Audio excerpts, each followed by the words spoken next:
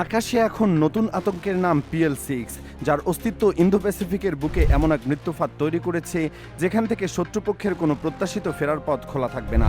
যুদ্ধবিমানের ককপিটে বসা একজন পাইলটের জন্য এমন এক অস্ত্রের কথা ভাবা নিঃসন্দেহে শীতল স্রোতের মতো ভয় ধরিয়ে দেয়, যার নাগাল পাওয়ার আগেই সব শেষ হয়ে যেতে পারে। সে আতঙ্কটি এখন আর কোনো কল্পনা নয়। এই অস্ত্রটির নাম শোনার পর থেকে বিশ্বের শীর্ষ প্রতিরক্ষা বিশ্লেষকদের মধ্যে যেন এক নীরব ভয় বিরাজ করছে, কারণ এই ধ্বংসলীলা এমন পর্যায়ে পৌঁছেছে যে কোনো আধুনিক প্রতিরক্ষা ব্যবস্থাই এর হাত থেকে রক্ষা পাওয়ার কোনো নিশ্চয়তা দিতে পারছে না। অদূর ভবিষ্যতে ইন্দো প্যাসিফিক অঞ্চলের আকাশসীমা হয়ে উঠতে পারে এক চরম উত্তেজনার রঙ্গমঞ্চ, যেখানে চীনের নতুন এই বিধ্বংসী ক্ষেপণাস্ত্র বদলে দিতে পারে যুদ্ধের পুরো সমীকরণ। কেবল সমীকরণই নয়, এই অঞ্চলে দশকের পর দশক ধরে চলে আসা প্রচলিত আকাশযুদ্ধের যে নিয়মাবলী এতদিন মেনে চলা হয়েছে, এই একটিমাত্র অস্ত্রের আগমনের সেই নিয়মাবলীকে তুলে ফেলে দিতে সক্ষম। যে কোনো মুহূর্তে এই অঞ্চলে শান্ত আকাশ পরিণত হতে পারে এমন এক রক্তক্ষয়ী সংঘাতের ক্ষেত্র, যেখানে প্রচলিত সামরিক শক্তি পরিমাপের চেয়ে এই নতুন প্রযুক্তির দখলকে বেশি গুরুত্ব দেওয়া হবে। প্রতিরক্ষা বিশেষজ্ঞদের মতে মার্কিন যুক্তরাষ্ট্রের আকাশপথে শ্রেষ্ঠত্বকে চ্যালেঞ্জ জানাতে বেইজিং তাদের অস্ত্রাগারে যুক্ত করেছে এই সর্বাধুনিক আকাশ থেকে আকাশে নিক্ষেপণযোগ্য ক্ষেপণাস্ত্র, যা ইতিমধ্যেই স্নায়ুচাপ বাড়িয়ে দিয়েছে ওয়াশিংটনের। PL-6 নিছক কোনো সাধারণ ক্ষেপণাস্ত্র নয়, এটি ডিজাইন করা হয়েছে মূলত শত্রুপক্ষের আকাশ প্রতিরক্ষা ব্যবস্থাকে অচল করে দেওয়ার জন্য।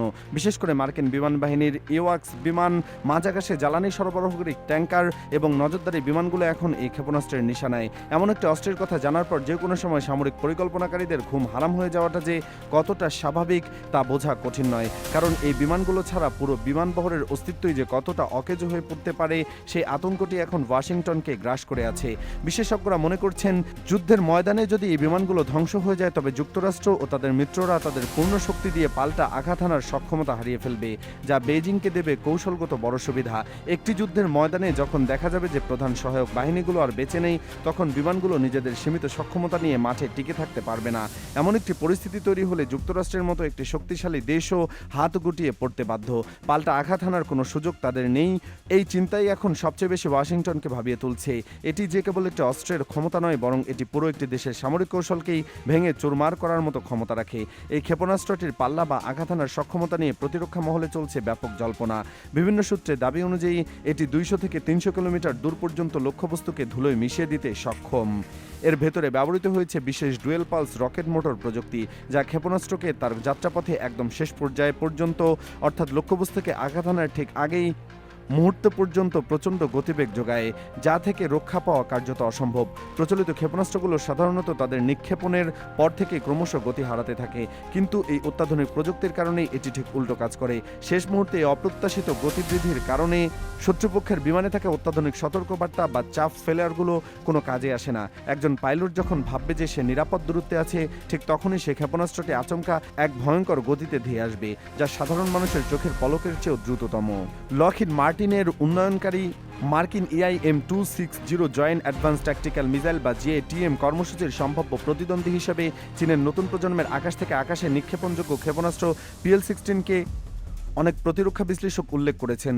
যদিও এই ক্ষেপণাস্ত্রের পূর্ণাঙ্গ প্রযুক্তিগত তথ্য এখনও আনুষ্ঠানিকভাবে প্রকাশ করা হয়নি, তবুও বিভিন্ন সামরিক বিশ্লেষণ এবং স্যাটেলাইট চিত্রের ভিত্তিতে ধারণা করা হচ্ছে যে চীন দীর্ঘপাল্লার আকাশযুদ্ধের সক্ষমতা আরও শক্তিশালী করার লক্ষ্যে নতুন প্রজন্মের অস্ত্র ব্যবস্থা দ্রুত উন্নয়ন করছে। আন্তর্জাতিক সামরিক বিশ্লেষকদের মতে বর্তমানে যুক্তরাষ্ট্র ও চীনের প্রতিযোগিতা শুধু যুদ্ধবিমান তৈরির মধ্যে সীমাবদ্ধ নেই, বরং রাডার প্রযুক্তি, কৃত্রিম বুদ্ধিমত্তা, ইলেকট্রনিক ওয়ারফেয়ার এবং অত্যাধুনিক ক্ষেপণাস্ত্র উন্নয়নকে ঘিরে এক নীরব প্রযুক্তির প্রতিযোগিতা চলছে। একদিকে যুক্তরাষ্ট্র তাদের পরবর্তী প্রজন্মের এয়ার টু এয়ার অস্ত্র ব্যবহারের উপরে কাজ করছে, অন্যদিকে চীনও সমান্তরালভাবে নতুন প্রযুক্তি পরীক্ষার মাধ্যমে নিজেদের সক্ষমতা বাড়ানোর চেষ্টা করছে। ফলে আকাশযুদ্ধের ভবিষ্যৎ এখন অনেকটাই নির্ভর করছে কি আগে উন্নত সেন্সর, দীর্ঘপাল্লার অস্ত্র এবং কার্যকর নেটওয়ার্ক ভিত্তিক যুদ্ধ ব্যবস্থা গড়ে তুলতে পারবে। বিশেষজ্ঞদের মতে নতুন প্রজন্মের এই স্টেলথ যুদ্ধবিমান যেমন J-20 এবং J-35 এর মতো অন্যতম বড় সুবিধা হলো তাদের অভ্যন্তরীণ অস্ত্র ব্যবস্থা। প্রচলিত যুদ্ধবিমানের মতো ডানার নিচে অস্ত্র ঝুলিয়ে না রেখে এসব বিমান ক্ষেপণাস্ত্রকে ফিউজলাসের ভেতরে অস্ত্র কষে বহন করতে পারে। এর ফলে বিমানটির রাডার প্রতিফলন উল্লেখযোগ্যভাবে কমে থাকে এবং স্টেলথ বৈশিষ্ট্য বজায় থাকতে সহজ হয়। আধুনিক আকাশযুদ্ধে একটি গুরুত্বপূর্ণ সুবিধা হিসাবে বিবেচিত হয়, কারণ শত্রুর রাডার দেরিতে শনাক্ত হওয়া মানেই পাইলট অতিরিক্ত সময় পেতে পারেন লক্ষ্য নির্ধারণ, পরিস্থিতি মূল্যায়ন এবং প্রয়োজনে আক্রমণ শুরু করার জন্য। তবে কোনো স্টেলথ বিমান সম্পূর্ণ অদৃশ্য নয়। উন্নত রাডার, ইনফ্রারেড সেন্সর এবং বহুস্তরীয় শনাক্তকরণ প্রযুক্তি ব্যবহার করে সেগুলোকে নির্দিষ্ট শক্তিতে শনাক্ত করা সম্ভব বলে বিশেষজ্ঞরা উল্লেখ করেন। একই সঙ্গে ক্ষেপণাস্ত্র প্রযুক্তিও দ্রুত পরিবর্তিত হচ্ছে। নতুন প্রজন্মের এয়ার টু এয়ার ক্ষেপণাস্ত্র, উন্নত সক্রিয় রাডার সিকার, তথ্য আদান প্রদানের জন্য ডেটা লিঙ্ক, উন্নত গতিশীলতা এবং ইলেকট্রনিক প্রতিরোধ ব্যবস্থা যুক্ত করা হচ্ছে। ফলে ভবিষ্যতের আকাশযুদ্ধে শুধু বিমান নয়, বরং ক্ষেপণাস্ত্রের প্রযুক্তিগত সক্ষমতা বিজয় পরাজয়ের অন্যতম নির্ধারক হয়ে উঠতে পারে।